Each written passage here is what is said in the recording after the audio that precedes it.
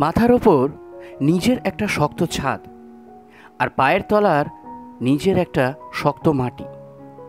ব্যাস, এইটুকুর বন্দোবস্ত যে মানুষটা করে ফেলেছে, সে সব রকম প্রতিকূলতার মধ্যেও নিজের এবং নিজের পরিবারের জীবনধারণ সঠিকভাবে করতে সক্ষম।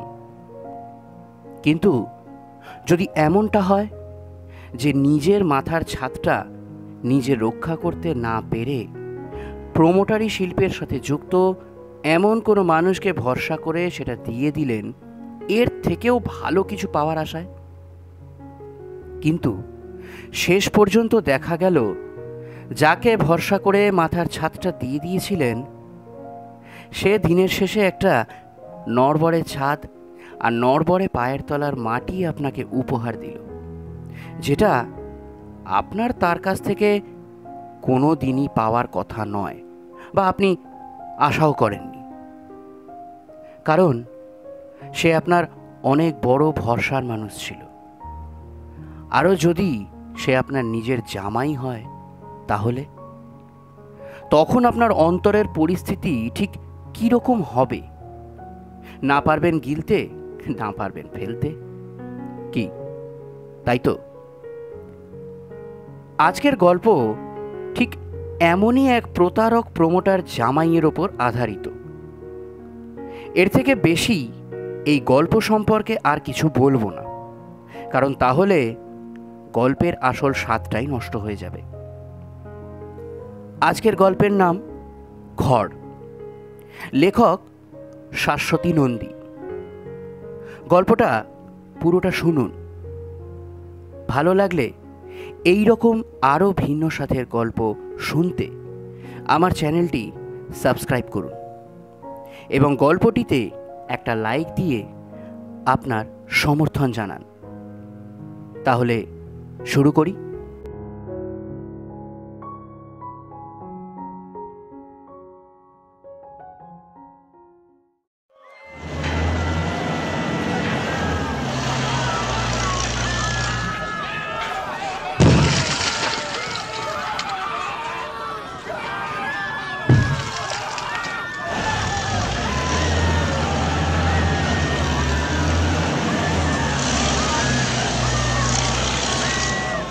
দুপুর গড়িয়ে বিকেল।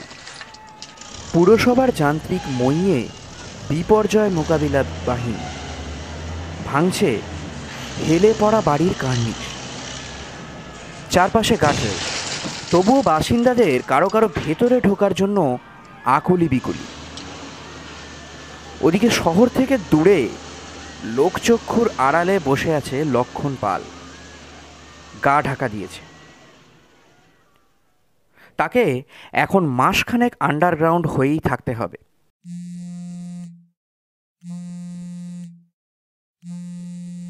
হঠাৎ মোবাইলটা বেজে উঠল। মনে দোলাচল, ধরবে কি ফোনটা? কিন্তু যদি কোনো গোপন খবর থাকে। হ্যালো। লক্ষণের গলা কাঁপছে। এই লক্কাদা, আমি বিশ্বনাথ। এই তোমার শ্বশুর বাড়ির পড়শি, যাকে বলে নেক্সট ডোর নেবার। আপুতটা ফোন করেছিস কেন? আর লক্ষণদা ছেড়ে আমাকে লক্কাদা বলেই বা ডাকছিস যে? লক্ষণ নামটা তোমার সাথে আর যায় না গো। নিজের দাদার যা হাল করলে, বেচারা তো এখন জেলে পড়ছে। হারামজাদা, ফোন রাখ। এই সামনে কিন্তু তোমার বড় বিপদ লক্কাদা। এই চমকাচ্ছিস নাকি? আরে না না। আচ্ছা লক্কাদা, একটা কথা বলো তো। এই প্রমোটার হিসাবে তোমার দাদার নাম থাকলেও তুমিই তো 2 নম্বরই কাগজগুলো কারিগরি করতে না, তাই না? পুরনো বাড়ির মালিকদের বুঝিয়ে সুঝিয়ে জমি হাতিয়ে নেওয়া, একেবারে অনাগ্রহী হলে তোমার আবার এই চমকা বাহিনী কাজে লাগানো, ডোবা বুঝিয়ে 4তলা বাড়ির প্ল্যান স্যাংশনের জন্য মোটো মোটো ঘুষ দেওয়া, এইসব। হ্যাঁ, আইসা আর এগিয়েও না, ওই সাথেই থাকো। তবে যাই বলো, সবচেয়ে খারাপ করলে তোমার ভালো মানুষ শ্বশুরের সঙ্গে গো। বেচারার স্ট্রোক হয়ে গেল শেষ পর্যন্ত। যেদিন জানতে পারলেন যে বাড়িটা হেলে পড়ছে, যে কোনো মুহূর্তে ধস নামবে। আরে আচ্ছা লক্কাদা, কত ডিগ্রি হেলেছে গো? ইটালির লিলিং টাওয়ার তো প্রায় 4 ডিগ্রি হেলে আছে। আমি তো আবার সিভিল ইঞ্জিনিয়ারিং এর স্টুডেন্ট, তাই এইসব জানি আর কি। বিশু, ফোন ছাড় বলছি। আরে পুরোটা শোনো, শেষে টুইস্ট আছে তো। আমি আগেই আঁচ করেছিলাম তোমার শ্বশুর বাড়িটা হেলছে। রোজ ছাদে উঠে ওই বাড়িটাকে ছোঁয়ার চেষ্টা করি তো। সত্যি? আরে হাসছো? আরে আমার এক্স প্রেমিকা, আরে রুনু তো ওই বাড়িরই মেয়ে, যাকে তুমি হাইজ্যাক করে বিয়ে করে ফেললে। মাঝে মাঝে ওকে একটু স্পর্শ করতে ইচ্ছে করে জানো, তখনই ওই বাড়িটা ছুঁই।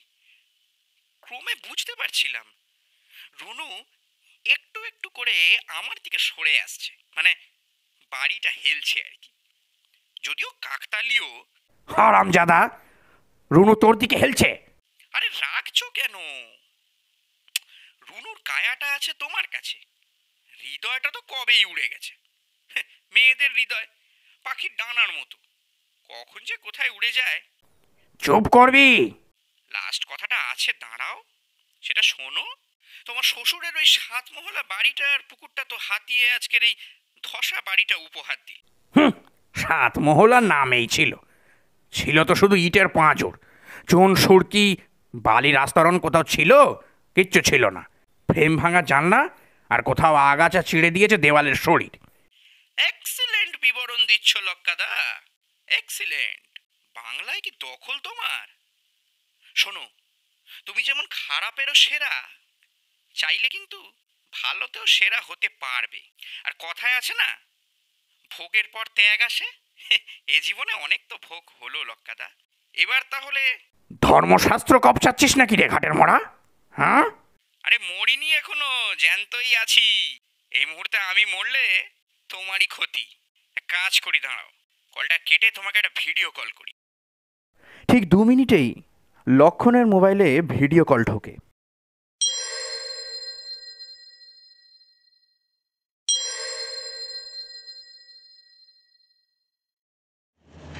হ্যালো, এই লক্কাদা। তুই কোথায় রে? উফ, কি শব্দ! হাতুড়ির ঘা পড়ছে রুনুদের ওই হেলে যাওয়া বাড়িতে, জানো? এই ছেনি হাতুড়ির প্রত্যেকটা ঘা ভেঙে ফেলছে ওই বাড়ির মানুষগুলোর বুক। কিভাবে রাস্তায় দাঁড়িয়ে ওরা কাঁদছে তুমি যদি দেখতে না। আর দেখবেই বা কী করে?